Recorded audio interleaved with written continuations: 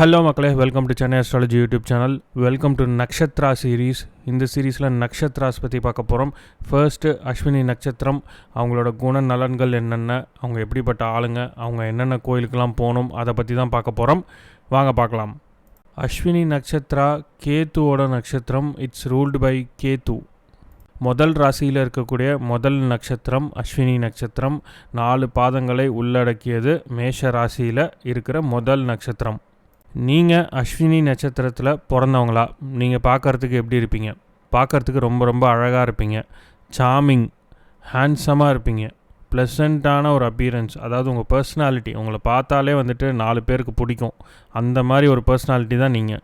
உங்கள் dressing sense வேறு லெவலில் இருக்கும். ஷர்ட்லேருந்து ஷூ வரைக்கும் பார்த்து போடுவீங்க. ஒவ்வொரு ட்ரெஸ்ஸும் மேட்சிங்காக வச்சுருக்க ட்ரெஸ் ஃபுல்லாமே காஸ்ட்லியான ட்ரெஸ்ஸஸ் தான் வச்சுருப்பீங்க. ரொம்ப இன்டெலிஜென்ட், அதிபுத்திசாலிங்க. இவங்களுக்கு தெரியாததே கிடையாது. ஸ்கில்ஃபுல், நிறையா ஸ்கில்ஸை தெரிஞ்சு வச்சுருப்பீங்க. புதுசாக ஏதாவது கற்றுக்கிட்டே இருப்பீங்க. அப்டேட்டடாக வச்சுருப்பீங்க. டெக்னாலஜி ஏதாவது புதுசாக வருதுன்னா அதில் ரொம்ப ஆர்வம் காட்டுவீங்க. அதை பற்றி தெரிஞ்சிக்கணும்னு நினைப்பீங்க. ஸோ இதனாலே வந்துட்டு உங்களை சுற்றி ஒரு பாசிட்டிவ் வைப்ரேஷன் இருந்துக்கிட்டே இருக்கும்.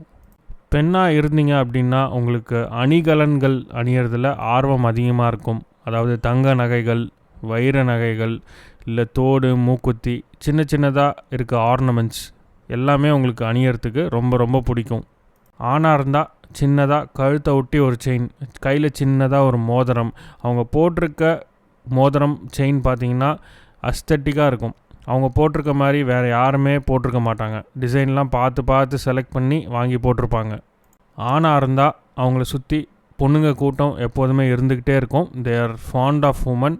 தே love to be in the company of woman.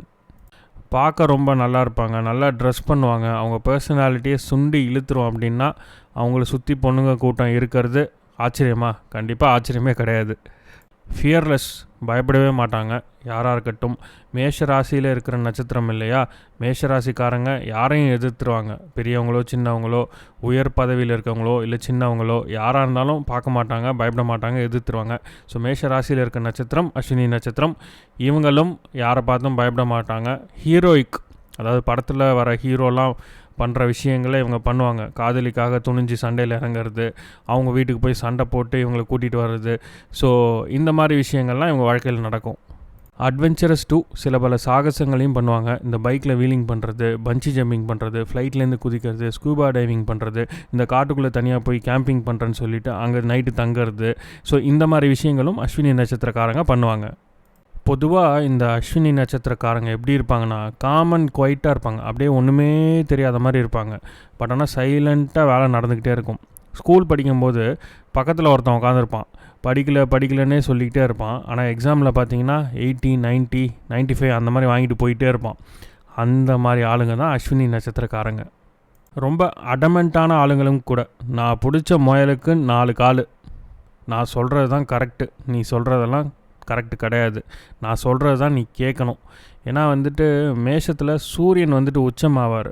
So அந்த ஈகோ, அந்த எனக்கு தான் எல்லாம் தெரியுன்ற ஒரு கர்வம், அது எல்லாமே ஆட்டோமேட்டிக்காக அஸ்வினி நட்சத்திரக்காரங்களுக்கும் வந்துடும். அவங்களோட குடும்பத்தாருக்கும் அவங்கள சுற்றி இருக்கவங்களுக்கும் அவங்க ஃப்ரெண்ட்ஸுக்கும் உயிரை கூட கொடுக்க தயங்க மாட்டாங்க. ரொம்ப ஹானஸ்ட்டாக இருப்பாங்க அவங்க ஃப்ரெண்ட்ஸுக்கு. அவங்க ஃப்ரெண்ட்ஸு வெல் விஷர்ஸ், ரொம்ப ஃபெய்த்ஃபுல்லாக இருப்பாங்க. அவங்களுக்கு ஏதாவது ஒன்றா பதறி போய் உயிரை கூட கொடுக்க தயங்க மாட்டாங்க. உங்களுக்கு அஸ்வினி நட்சத்திரத்தில் ஒரு ஃப்ரெண்டு இருக்கான் அப்படின்னா, ஏதாவது எமர்ஜென்சின்னா ஃபஸ்ட்டு அவனுக்கு கால் பண்ணுங்கள். உடனே வந்து நிற்பாங்க, பதறிடுவாங்க. உங்களுக்கு கடைசி வரைக்கும் கூட இருந்து, சப்போஸ் ஒரு ஆக்சிடெண்ட் ஆகிடுச்சு அப்படின்னா ஃபஸ்ட்டு இவங்களுக்கு கால் பண்ணிங்கன்னா உடனே வந்துடுவாங்க. ஹாஸ்பிட்டலில் சேர்க்கறதுலேருந்து, பில் பே பண்ணுறதுலேருந்து, கூட இருந்து பார்த்துக்கிற வரைக்கும் எல்லாம் பண்ணுவாங்க. வீட்டில் நல்லதோ கெட்டதோ எல்லாத்துலேயும் கூடவே இருப்பாங்க. ஒரு துக்க நிகழ்ச்சியாக இருக்கட்டும், இல்லை உங்களுக்கு கல்யாணமாக இருக்கட்டும், உங்கள் ஃப்ரெண்டு அஸ்வினி நட்சத்திரக்காரங்க ஒருத்தவங்க இருக்காங்கன்னா அவங்க கல்யாணம் மாதிரி எடுத்து நடத்துவாங்க. 7 நாளும் கூடவே இருப்பாங்க.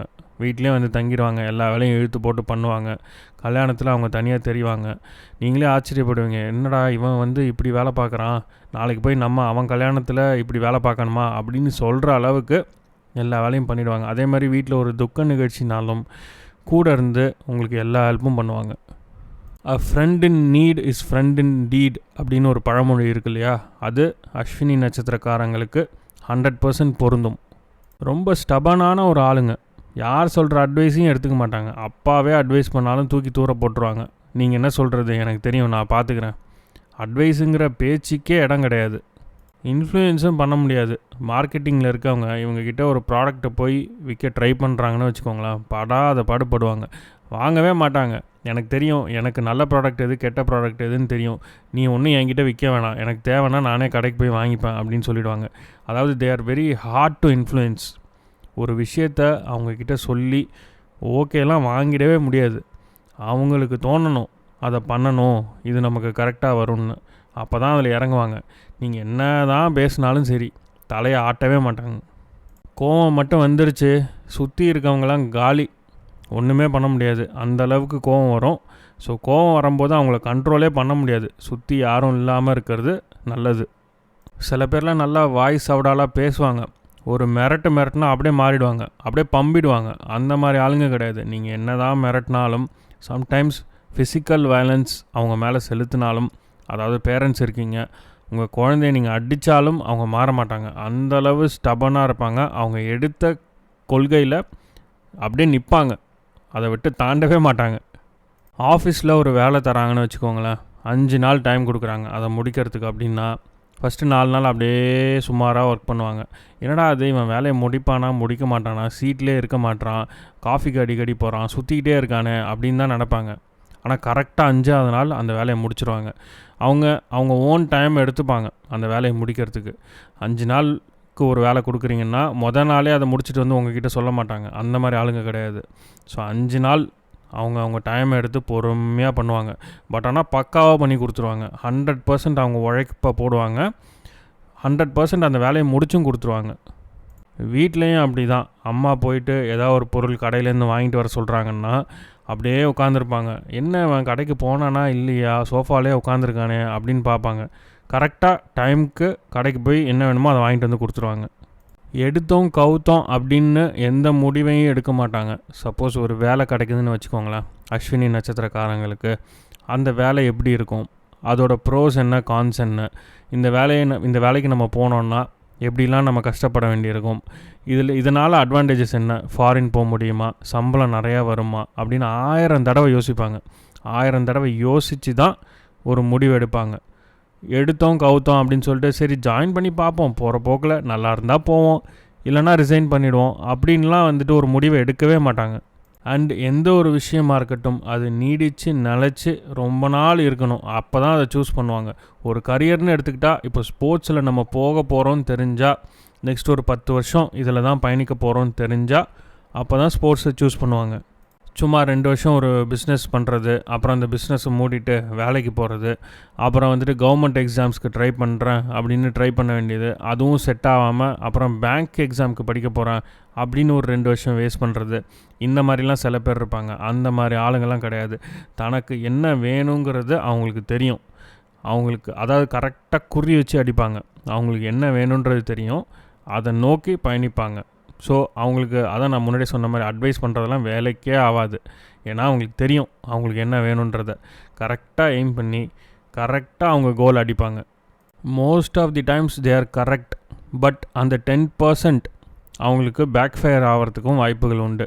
ஏன்னா ரொம்ப அடமெண்ட்டான ஆளுங்க, சொன்னாவே கேட்க மாட்டாங்க. ஏன்னா எக்ஸ்பீரியன்ஸ்டான ஒரு பர்சன் வந்துட்டு நம்மக்கிட்ட இதை பண்ணாத, இதில் இந்த மாதிரி ஒரு டிஸ்அட்வான்டேஜ் இருக்குது, ஒரு கான் இருக்குது அப்படின்னு சொல்கிறாங்கன்னா அதை காது கொடுத்து கேட்கணும்ல. எல்லாம் எனக்கு தெரியும் நான் பார்த்துக்கிறேன்னு போனால் 80 to 90% சக்ஸஸ் ஆகும். பட் ஆனால் அந்த 10% பேக் ஃபயர் ஆகி ஃபெயிலியர் ஆகிறதுக்கும் வாய்ப்புகள் உண்டு. ஒரு சில பேருக்கு இந்த மாதிரி பேக் ஃபயரும் ஆகும்.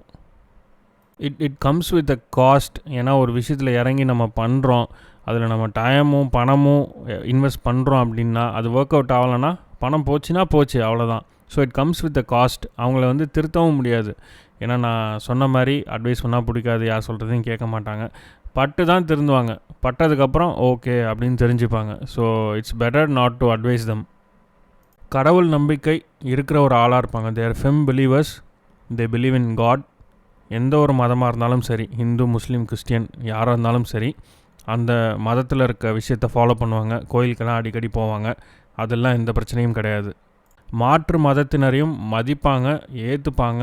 அவங்களுக்கு நிறையா ஃப்ரெண்ட்ஸும் இருப்பாங்க மாற்று மதத்தில். ஹிந்துவாக இருந்தால் முஸ்லீம்ஸ் அண்ட் கிறிஸ்டின் ஃப்ரெண்ட்ஸ் நிறையா இருப்பாங்க. கிறிஸ்டினாக இருந்தால் ஹிந்து அண்ட் முஸ்லீம் ஃப்ரெண்ட்ஸ் நிறையா இருப்பாங்க. இந்த பிரிவினையே பார்க்க மாட்டாங்க.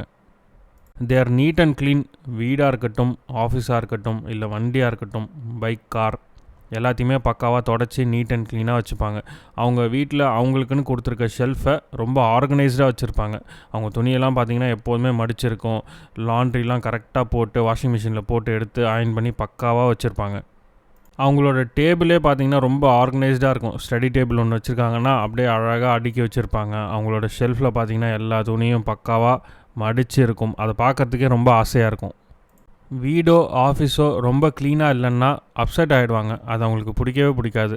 சில சமயங்களில் தேவையே இல்லாத விஷயத்த இழுத்து போட்டுக்கிட்டு பண்ணுவாங்க. தேவையே இருக்காது, இம்பார்ட்டண்ட்டே இல்லாத ஒரு விஷயத்த தலையில் தூக்கி போட்டுக்கிட்டு பண்ணுவாங்க. அது அவங்களுக்கு சில சமயம் தலைவலியை கொடுத்துரும். சின்ன ஒரு விஷயத்த ஊதி ஊதி பெருசாக்கிடுவாங்க. அதாவது சின்ன ஒரு மிஸ்டேக் பண்ணியிருப்பாங்க, அதை அப்படியே பெருசாக பெரிய தப்பு பண்ண மாதிரி ப்ரொஜெக்ட் பண்ணிவிடுவாங்க. Even though they are intelligent, இந்த மாதிரி சின்ன சின்ன விஷயத்தெல்லாம் பெருசாக்கிறது, தேவையில்லாத விஷயத்தை தலையில் எடுத்து போட்டுக்கிட்டு பண்ணுறது, இது அவங்களோட பீஸ் ஆஃப் மைண்டை பாதிச்சிடும். எப்போவுமே ஒரு மாதிரி டென்ஷனாகவே ஸ்ட்ரெஸ்ஸோடே சுற்றிட்டு இருக்க மாதிரி இருப்பாங்க. ஒரு பொண்ணு அஸ்வினி நட்சத்திரத்தில் இருக்காங்க அப்படின்னா மேக்னெட்டிக் பர்சனாலிட்டியாக இருப்பாங்க. அப்படியே சுற்றி இருக்கவங்கெல்லாம் சுண்டி இழுத்துருவாங்க. அப்படியே நடந்து போகிறாங்கன்னா ஒரு 10 பேர் பார்ப்பாங்க. அந்த மாதிரி ஒரு பர்சனாலிட்டியாக தான் இருப்பாங்க. அவங்க பேசுகிறதும் ரொம்ப ஸ்வீட்டாக இருக்கும். ஆல்ரெடி சொல்லியிருந்தேன், பார்க்க நல்லா இருப்பாங்க, ட்ரெஸ் நல்லா பண்ணுவாங்கன்னு. ஸோ சுற்றி இருக்கவங்க எல்லாரையுமே அட்ராக்ட் பண்ணிவிடுவாங்க. மாடர்னாகவும் இருப்பாங்க, ட்ரெடிஷ்னலாகவும் இருப்பாங்க. ஒரு படத்தில் கூட ஒரு டயலாக் ஒன்று வரும், ரேர் பீஸ் செட்டியார் அப்படின்னு சொல்லிட்டு. ஸோ அந்த மாதிரி எல்லா வேலையும் பண்ணுவாங்க. வீட்டில் சமைப்பாங்க, கடவுள் நம்பிக்கை இருக்கும், கோவிலுக்கு போவாங்க, சாரீ கட்டுவாங்க. அதே டைம் ரொம்ப மாடர்னாகவும் இருப்பாங்க. வெளியில் போனால் மாடர்னாக ட்ரெஸ் பண்ணிப்பாங்க, பப்புக்கெல்லாம் போவாங்க. ஸோ அந்த மாதிரி மாடர்ன் அண்ட் ட்ரெடிஷ்னல் அவுட்லுக் ரெண்டுமே மிக்ஸான ஒரு பொண்ணாக இருப்பாங்க. ரொம்ப ப்யூர் ஹார்ட்டடாக இருப்பாங்க. அதாவது இன்னசென்ட் சோல்னு சொல்லுவாங்க பார்த்தீங்களா, அந்த மாதிரி ஒரு ஆத்மாவாக இருப்பாங்க. நான் சொல்கிறது எல்லாமே பொண்ணுங்களுக்கு. பசங்களை பற்றி முன்னாடியே நிறையா சொல்லிட்டேன். ஸோ இது எல்லாமே பொண்ணுங்களுக்கு தான். And they have great patience.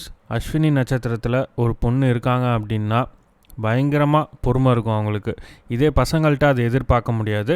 But பொண்ணுங்களுக்கு பயங்கரமாக பொறுமை இருக்கும். பெரியவங்களை மதிப்பாங்க, பெரியவங்க சொல்கிறத காது கொடுத்து கேட்பாங்க.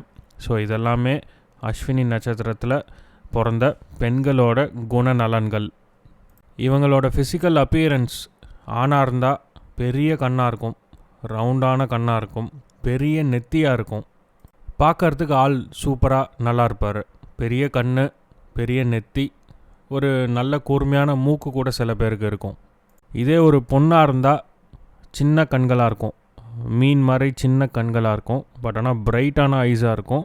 அவங்களோட பர்சனாலிட்டி ரொம்ப மேக்னெட்டிக் பர்சனாலிட்டியாக இருக்கும். நான் சொன்ன மாதிரி சுண்டி இழுத்துருவாங்க. அந்த மாதிரி ஒரு பர்சனாலிட்டியாக இருப்பாங்க. சரி, இவங்க வீட்டில் எப்படிப்பட்ட ஆள்? ஃபஸ்ட்டு ஒரு ஆணுக்கு பார்த்துருவோம். ஒரு ஆண் அஸ்வினி நட்சத்திரத்தில் இருக்காங்க அப்படின்னா அவங்களுக்கு அவங்க ஃபேமிலியை ரொம்ப பிடிக்கும். பட் ஆனால் இவங்க வீண் விதண்டாவாதத்தினால ஃபேமிலியோட அடிக்கடி பிரச்சனைகள் வரும். இவங்க தான் நான் பிடிச்ச முயலுக்கு 3 கால் அப்படின்னு நிற்கிற ஆள் தானே இவங்க. ஸ்டபர்னஸ், அதனால் வீட்டில் அடிக்கடி பிரச்சனை வருங்க. இவங்க அப்பாவுக்கும் இவங்களுக்கும் முட்டிக்கும். இவங்க அப்பானால் வாழ்க்கையில் சந்தோஷம் அதிகமாக கிடைக்குமான்னு கேட்டிங்கன்னா அது ஒரு கேள்விக்குறி தான். இவங்க அப்பானால் இவங்களுக்கு கம்மியான சந்தோஷம்தான் கிடைக்கும் வாழ்க்கையில். ஸோ இதனாலே இவங்க வீட்டை விட்டு தள்ளி போய் வெளியே இருக்கிறதுக்கு வாய்ப்புகள் அதிகம். காலேஜுக்கே வெளில போயிடுவாங்க. ஸ்கூலிங் மட்டும்தான் வீட்டில் இருப்பாங்க.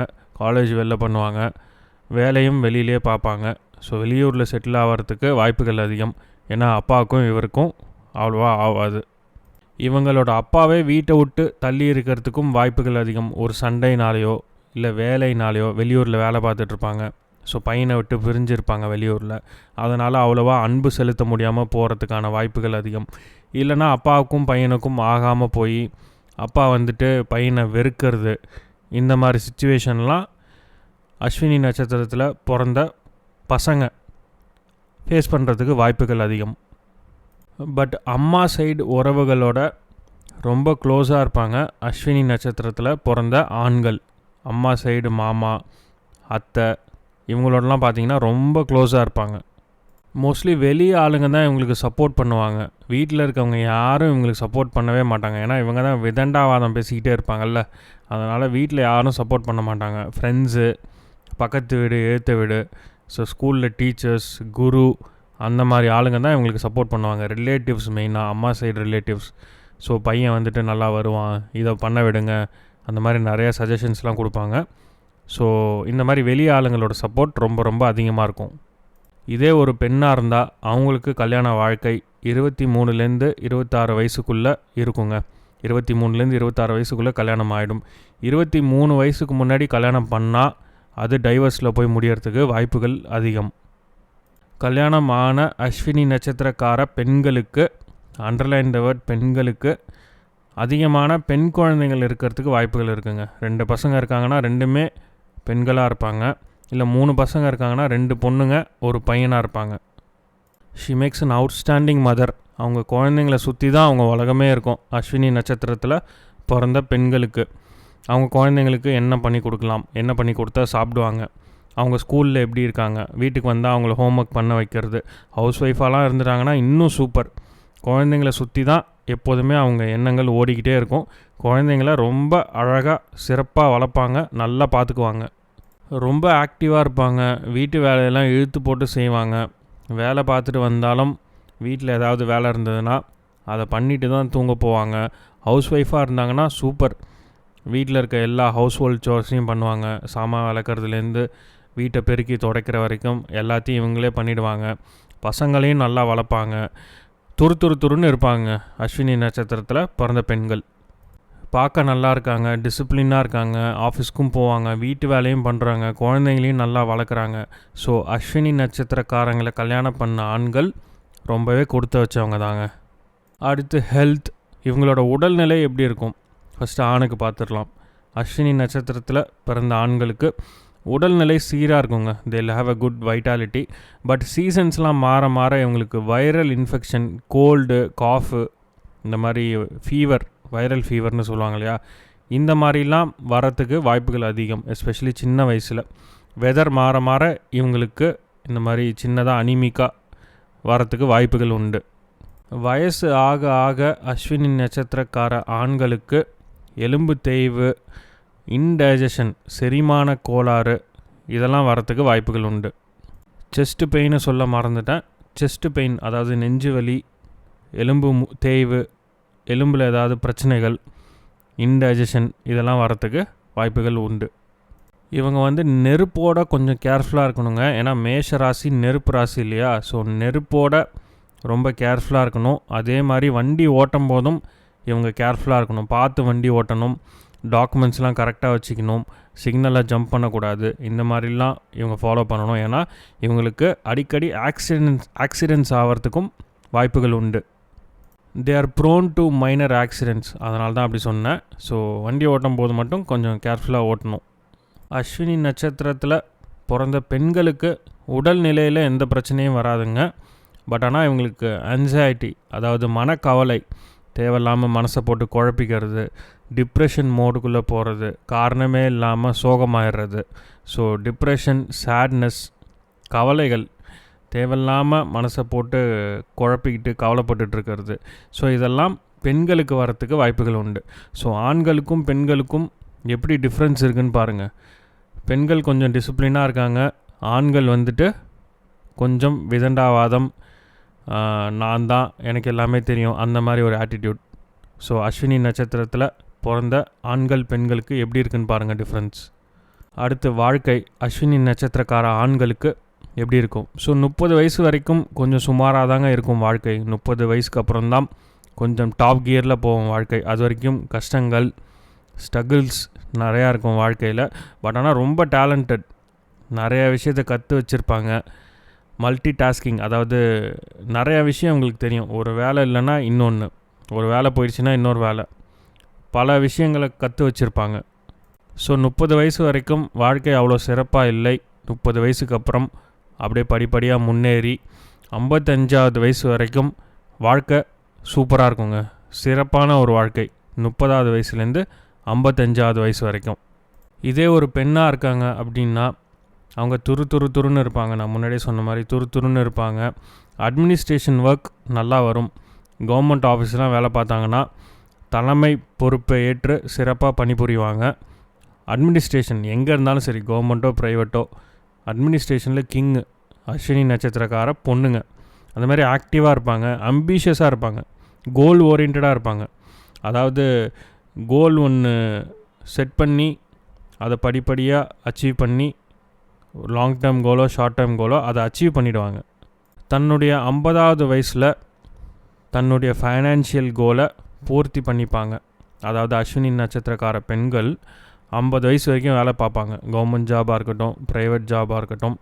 50 வயசு கிட்ட அவங்களோட ஃபைனான்ஷியல் கோல் எவ்வளோ காசு சேர்க்கணுமோ, 1 கோடியோ 2 கோடியோ இல்லை பல லட்சங்கள், அதை சேர்த்துட்டு 50வது வயசில் ரிட்டையர் ஆகிடுவாங்க. அதுக்கப்புறம் அவங்க வாழ்க்கையை அவங்க பசங்களுக்காக வாழ்வாங்க. பொண்ணாக இருக்கட்டும் ஆணாக இருக்கட்டும், அவங்க பசங்களுக்காக அவங்க லைஃப்பை டெடிகேட் பண்ணி 50வது வயசுக்கு மேலே வாழ ஆரம்பிச்சிருவாங்க. சொசைட்டிக்காகவும் பண்ணுவாங்க. 50 வயசுக்கு மேலே இந்த மாதிரி நான் ப்ராஃபிட்டபிள் என்ஜிஓஸில் ஜாயின் பண்ணி முடியாதவங்களுக்கு ஹெல்ப் பண்ணுறது, இந்த மாதிரி விஷயங்களும் பண்ணுவாங்க. கடைசியாக இவங்களோட ஸ்ட்ரென்த் அண்ட் வீக்னஸ் என்ன அப்படின்னு பார்த்துடலாம். முதல்ல ஸ்ட்ரென்த்ஸ் என்னென்னு பார்த்துடலாம். இவங்க ஃபிட்டாக இருப்பாங்க. ஒரு ஸ்போர்ட்ஸ்மேன் எப்படி ஃபிட்டாக இருப்பாங்களோ அந்த மாதிரி உடம்பை ஃபிட்டாக வச்சுப்பாங்க. நான் முன்னாடியே சொன்ன மாதிரி பார்க்கறதுக்கு ரொம்ப அழகாக இருப்பாங்க. ஒரு அழகான பர்சனாலிட்டியாக தான் இவங்க வளருவாங்க. அந்த மாதிரி கம்பீட் பண்ணுவாங்க. எந்த ஒரு ஒர்க்காக இருந்தாலும் காம்படிஷனுக்கு அஞ்சவே மாட்டாங்க. ரொம்ப இன்டெலிஜென்ட்டான ஒரு பர்சன், ரொம்ப பவர்ஃபுல்லான ஒரு பர்சனும் கூட. ஏன்னா அதிகாரம், நான் முன்னாடியே சொன்ன மாதிரி எல்லோரையும் மிரட்டுவாங்க. நான் சொன்னது தான் நீங்கள் கேட்கணும், நான் பிடிச்ச முயலுக்கு 3 கால், அந்த மாதிரி பேசுகிறவங்க. ஆனால் ஹெல்பிங் நேச்சர் இருக்கும், ஹெல்ப் பண்ணுவாங்க, நல்லா ட்ரெஸ் பண்ணுவாங்க, இண்டிபெண்ட்டான ஆளுங்களாக இருப்பாங்க, ட்ராவல் நிறையா பண்ணுவாங்க, உலகத்தை சுற்றி பார்க்கணும், எல்லா கண்ட்ரீஸ்க்கும் போகணும் அப்படின்னு ஆசைப்படுவாங்க. ஃபேமிலினா அவங்களுக்கு ரொம்ப ரொம்ப பிடிக்கும். அட்வென்ச்சரஸ், நான் சொன்ன மாதிரி எல்லா விதமான அட்வென்ச்சரும் ட்ரை பண்ணுவாங்க. ஃபைனான்ஷியலி ஆல்சோ தேல் டூ வெல். சவுண்டு பார்ட்டி தான் அஸ்வினி நட்சத்திரக்காரங்க.